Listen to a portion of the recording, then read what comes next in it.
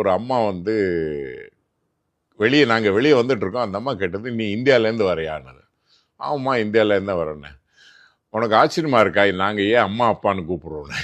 எனக்கு தூக்கி வரப்பட்டு அந்த கேள்விக்கு தம்மா விட தேடிக்கிட்டு இருக்கேன் அப்படின்னோன்னா, இல்லை ரொம்ப காலத்துக்கு முன்னாடி இந்தியாவிலேருந்து ஒரு பொண்ணு இங்கே வந்தது.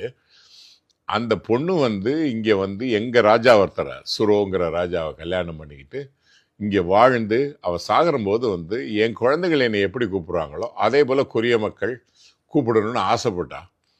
அதனால தான் நாங்கள் அம்மா அப்பான்னு கூப்பிட்றோன்னு. அது என்னை ரொம்ப ஆழமாக பாதிச்சு. இந்த செய்தி வந்து அவங்களுடைய நூல்களில் இருக்கா இல்லை எப்படி?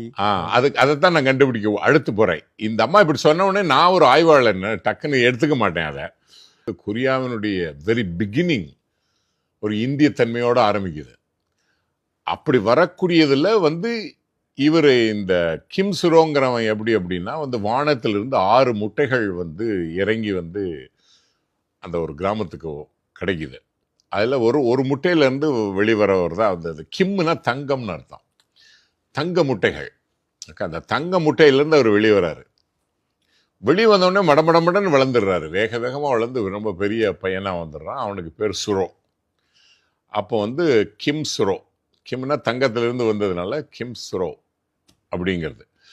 அப்போ இவர் வந்த உடனே அரசாட்சியில் இருக்கிற பொழுது, அரசாட்சினா என்ன நான் சொல்றது வந்து இது நம்ம வேள்பாரி அந்த மாதிரி குறுநில மன்னர்கள், சீஃப்டன் அப்படிம்பாங்க. அது அப்போ ஒரு சீஃப்டனாக இருக்கார் அவர்.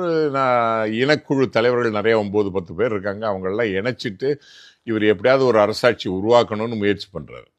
அந்த காலகட்டத்தில் அவங்க சொல்கிறாங்க, மக்கள் வந்து உங்களுக்கு ஒரு நல்ல பொண்ணாக வந்து பார்த்து சீக்கிரம் கல்யாணம் பண்ணிக்கங்க அப்படின்ட்டு. அவர் சொல்கிறார், இல்லை நான் இந்த பொண்ணை நான் பண்ணிக்க மாட்டேன், கொரியன் பொண்ணை. எனக்கு கனவுல இருந்து அங்கே மேற்கு திசையிலேருந்து ஒரு பொண்ணு வரும் அப்படின்னு எனக்கு கனவு வந்திருக்கு. நான் அவளுக்காக வெயிட் பண்ணுறேன் அப்படின்ட்டு. அதே காலகட்டத்தில் இந்தியாவிலிருந்து வந்த இந்த பெண் ஓகே அவளுடைய பெற்றோர்களுக்கும் ஒரு கனவு வருது. உன் பொண்ணுக்கு வாக்கப்படக்கூடியவன் வந்து இந்தூர்காரன் இல்லை, தூர கிழக்கில் இருக்கான்.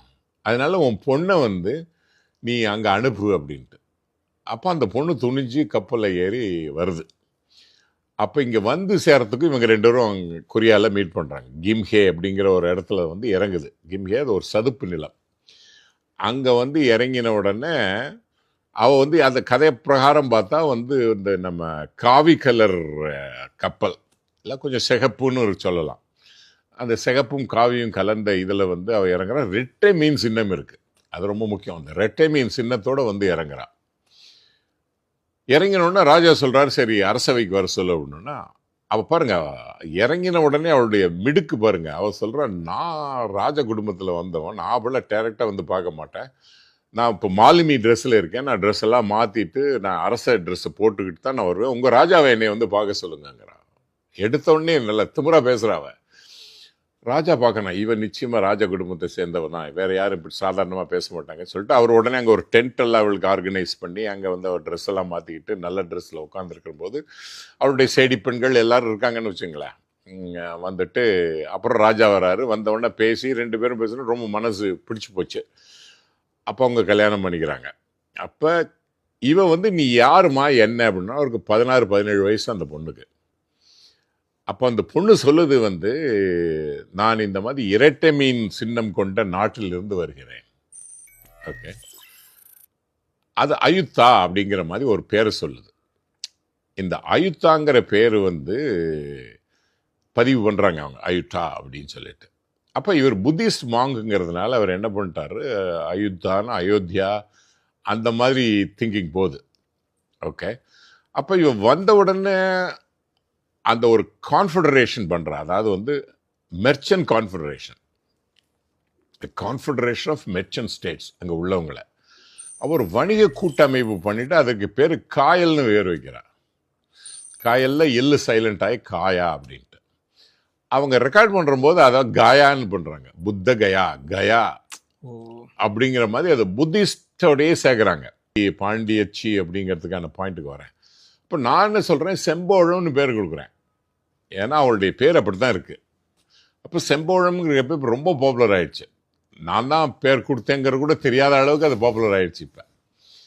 ஆனால் பிறகுதான் வந்து ஒரு பேராசிரியர் காம்பையோட பேசினவனு தான் அவர் சொல்றாரு, கண்ணன் வந்து இதை வந்து இந்த ஓக்குன்னு சொல்றது வந்து ஓக்குன்னு சொல்லக்கூடாது, இவங்க தப்பா ப்ரொனவுன்ஸ் பண்றாங்க சைனீஸ்ல, அதுக்கு வேற மாதிரி ப்ரொனவுன்ஸ் பண்ணணும் அப்படின்னு சொல்லிட்டு அந்த ஹோவை விட்டுட்டு ஹுவாங் ஓக் அப்படிங்கிறத மட்டும், வாங் ஹோக்.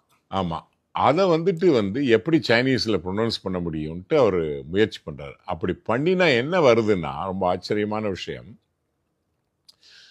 கிமு 3000 கிமு 300-400 அந்த காலகட்டத்தில் அரசாட்சி பண்ணின சைனீஸ் குரோனிக்கல்ஸ்ல இருக்கு, அதுல இந்த ப்ரொனன்சியேஷன் இருக்கு.